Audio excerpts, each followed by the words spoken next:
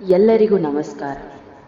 ಇಂದು ನಾವು ಉತ್ತಮ ವ್ಯಕ್ತಿಯಾಗುವುದು ಹೇಗೆ ಎಂಬುದರ ಬಗ್ಗೆ ತಿಳಿದುಕೊಳ್ಳೋಣ ಬನ್ನಿ ಮತ್ತು ಮಾತಾಡೋಣ. ನಾವೆಲ್ಲರೂ ಅತ್ಯುತ್ತಮರಾಗಲು ಬಯಸುತ್ತೇವೆ, ಆದರೆ ಅತ್ಯುತ್ತಮರಾಗಲು ನಮ್ಮಿಂದ ಸಾಧ್ಯವೇ?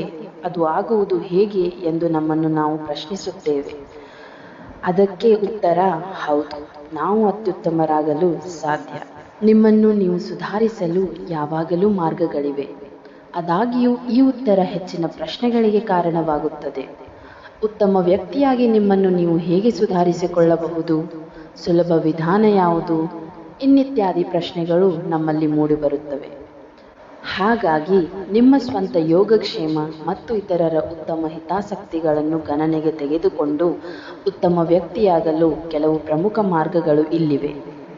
ಈ ಮಾರ್ಗದಲ್ಲಿ ಮೊದಲನೆಯದಾಗಿ ನಾವು ನಮ್ಮ ಕೋಪವನ್ನು ಬಿಡಬೇಕು. ನಾವು ಕೋಪಗೊಳ್ಳುವುದರ ಬಗ್ಗೆ ನಮ್ಮ ನಂಬಿಕೆಯನ್ನು ಬದಲಾಯಿಸಬೇಕು. ಅದು ಹೇಗೆ ಮಾಡುವುದು ಎಂದರೆ, ಪರಿಸ್ಥಿತಿಯ ಬಗ್ಗೆ ಇನ್ನಷ್ಟು ತಿಳಿದುಕೊಳ್ಳುವುದರ ಮೂಲಕ, ಅಥವಾ ನಮಗೆ ಇನ್ನೂ ತಿಳಿದಿಲ್ಲದ ವಿಷಯಗಳಿರಬಹುದು ಎಂದು ನಮಗೆ ನಾವು ನೆನಪಿಸಿಕೊಳ್ಳುವುದರ ಮೂಲಕ ನಮ್ಮ ನಂಬಿಕೆಗಳನ್ನು ಬದಲಾಯಿಸಬಹುದು. ನಾವೆಲ್ಲರೂ ನಮ್ಮ ಜೀವನದಲ್ಲಿ ಕೋಪವನ್ನು ಅನುಭವಿಸುತ್ತೇವೆ.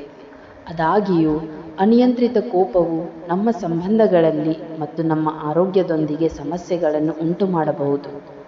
ಇವೆಲ್ಲವೂ ಹೆಚ್ಚಿನ ಒತ್ತಡ ಮತ್ತು ಹೆಚ್ಚುವರಿ ಸಮಸ್ಯೆಗಳಿಗೆ ಕಾರಣವಾಗಬಹುದು, ಜೀವನವನ್ನು ಸಂಕೀರ್ಣಗೊಳಿಸಬಹುದು ಮತ್ತು ನಮ್ಮನ್ನು ಅತ್ಯುತ್ತಮ ವ್ಯಕ್ತಿಗಳಾಗದಂತೆ ತಡೆಯಬಹುದು.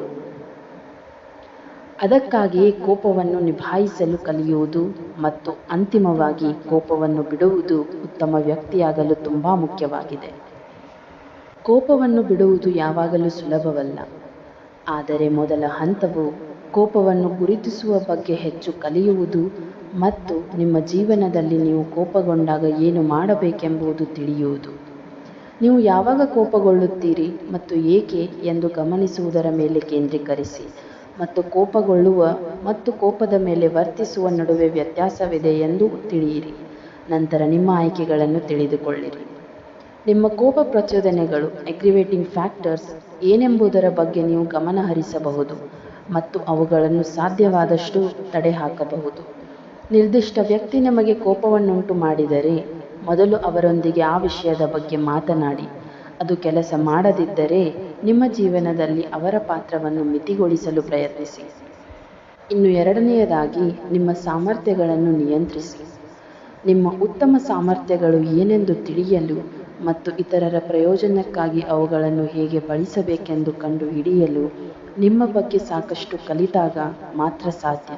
ಅದು ನಿಮ್ಮನ್ನು ಉತ್ತಮ ವ್ಯಕ್ತಿಯಾಗಲು ಸಹಾಯ ಮಾಡುತ್ತದೆ.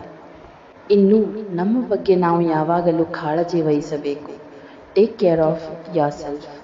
ನೀವು ಎದುರಿಸುತ್ತಿರುವ ಸಂದರ್ಭಗಳ ಮೇಲೆ ನೀವು ಯಾವಾಗಲೂ ನಿಯಂತ್ರಣ ಹೊಂದಿಲ್ಲದಿರಬಹುದು, ಆದರೆ ನೀವು ನಿಮ್ಮ ಬಗ್ಗೆ ಎಷ್ಟು ಚೆನ್ನಾಗಿ ಕಾಳಜಿ ವಹಿಸುತ್ತೀರಿ ಎಂಬುದರ ಬಗ್ಗೆ ನೀವು ನಿಯಂತ್ರಿಸಬಹುದು. ಅದು ನಿಮ್ಮ ಒತ್ತಡದ ಮಟ್ಟದ ಮೇಲೆ ಪರಿಣಾಮ ಬೀರಬಹುದು ಮತ್ತು ನೀವು ಜೀವನದಲ್ಲಿ ಸವಾಲುಗಳನ್ನು ಎದುರಿಸಿದಾಗ ನಿಮ್ಮನ್ನು ಉತ್ತಮ ವ್ಯಕ್ತಿಯಾಗಿ ಬೆಳೆಯಲು ನಿಮಗೆ ಅನುವು ಮಾಡಿಕೊಡುತ್ತದೆ.